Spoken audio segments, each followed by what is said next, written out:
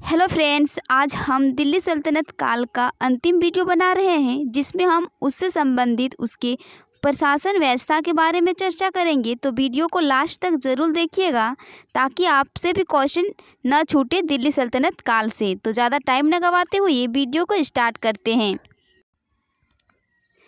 सल्तनत काल 1206 से 1526 ईस्वी तक चला था। तो अब हम इसके प्रशासन व्यवस्था के बारे में चर्चा करेंगे। तो इसको समझने के लिए दो भागों में बांटा गया था, एक केंद्रीय स्तर पर और एक राज्य स्तर पर। केंद्र स्तर पर सुल्तान हुआ करता था और राज्य स्तर पर इक्का यानी प्रांतीय हुआ करता था। उसके नीचे परगना हुआ करता था, उसके और एक नीचे ग्राम हुआ करता था, उसके और नीचे ग्राम का मुखिया हुआ करता था। तो आई होप आप दिल्ली सल्तनत काल के प्रशासन व्यवस्था को समझ रहे होंगे। तो ये जो इक्का है, इक्का प्रथा क्या है, चलिए इसके बारे में समझते हैं क्योंकि इससे एग्ज़ाम में न जाने कितना बार क्वेश्चन पूछा गया है। तो इक्का प्रथा के अंतर्गत सैनिकों, राज अधिकारियों को वेतन के बदले में भूमि दी जाती थी।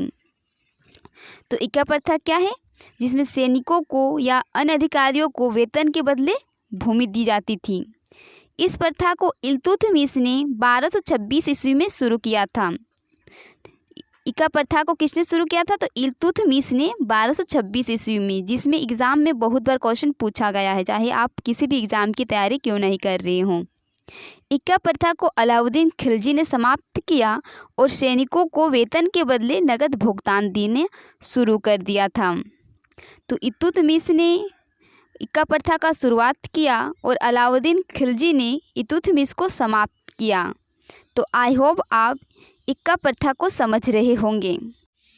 नेक्स्ट देखते हैं मंत्री और उससे संबंधित विभाग। इससे भी क्वेश्चन एग्ज़ाम में पूछे जाते हैं। तो ये जो वजीर है, ये प्रधानमंत्री के बराबर अपना कार्य करते हैं। तो यह है वजीर, यह राज विभाग का प्रमुख, यह राज विभाग जो होते थे ना, उसका ये हेड हुआ करता था वजीर। तो वजीर राज विभाग का हेड हुआ करता था। खजीन, यह कोषाध्यक्ष जो होते थे उन सभी का हेड हुआ करता था खजीन। मजूम आदर, यह उधार दिए गए धन का हिसाब रखता था। दिल्ली सल्तनत काल के अंतर्गत बहुत सारे लोग उधार देते थे धन को अपना, तो उसका हिसाब रखते थे मजूम आदर। और मुशरीफ ए मुमालिक, महालेखाकार, यह अन्य विभागों से प्राप्त आय एवं व्यय का लेखा जोखा करता था।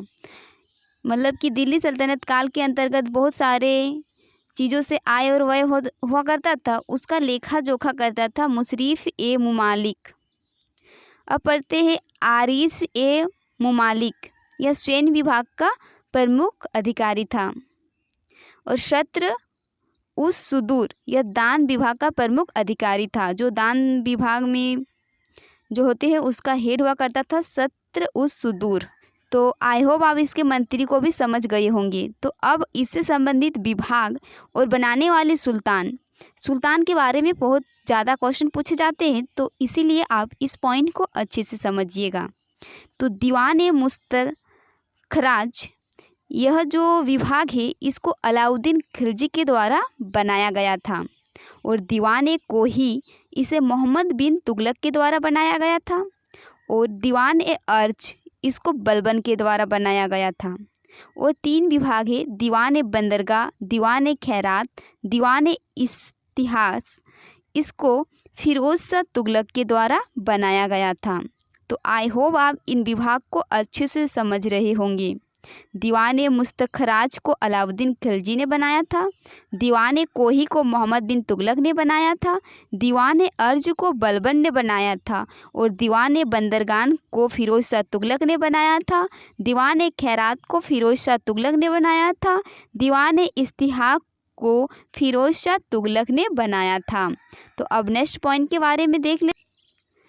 दिल्ली सल्तनत काल के अंतर्गत कुछ राजस्व मतलब कर व्यवस्था वसूला जाता था, तो उन कर व्यवस्था के बारे में चर्चा कर लेते हैं। जैसे कि उस्र, मुसलमानों से लिया जाने वाला भूमि कर था।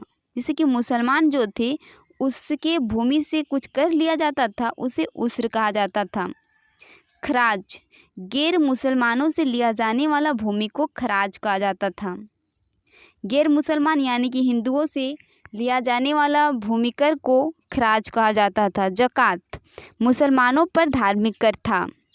मुसलमान जो थे उस पर धार्मिक कर लगाया था, उसे ज़कात कहा जाता था। जजिया कर गैर मुसलमानों का धार्मिक कर था।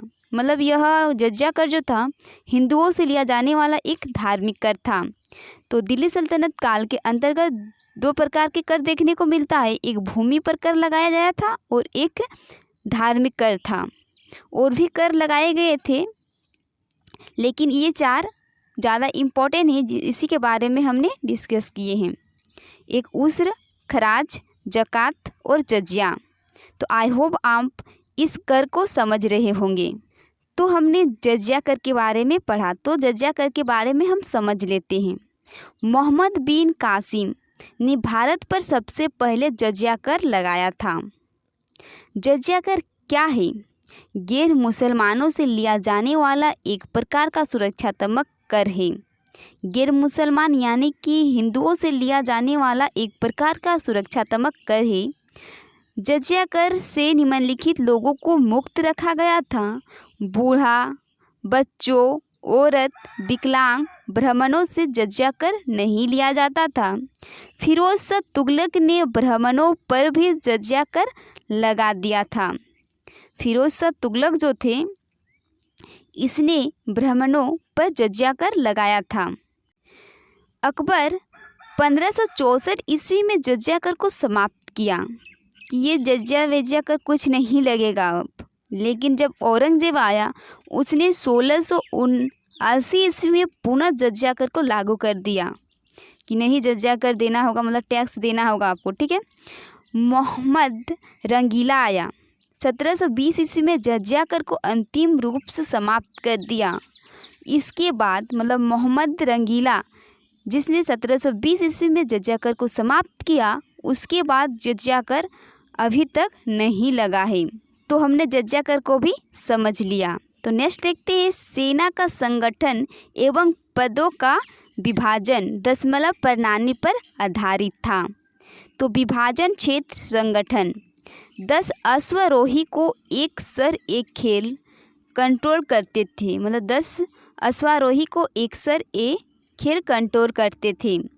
इसे हम देहाती भाषा में समझेंगे, जैसे कि 10 व्यक्ति को कोई एक काम करवाते हैं, उसी प्रकार 10 अश्वारोही को एक सर एक खेल काम करवाते थे। और 10 सर एक खेल को एक सिपहसाला काम करवाते थे और 10 सिपहसाला को एक अमीर काम करवाते थे और 10 अमीर को एक मलिक कंट्रोल करते थे और 10 मलिक को एक खान कंट्रोल करते थे।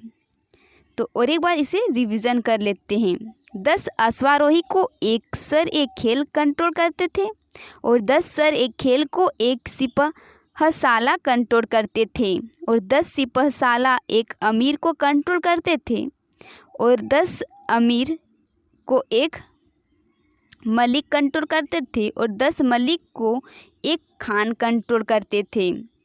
तो इस प्रकार के दिल्ली सल्तनत काल में शासन व्यवस्था चल रही थी। तो आई होप आपको वीडियो पसंद आया होगा। धन्यवाद।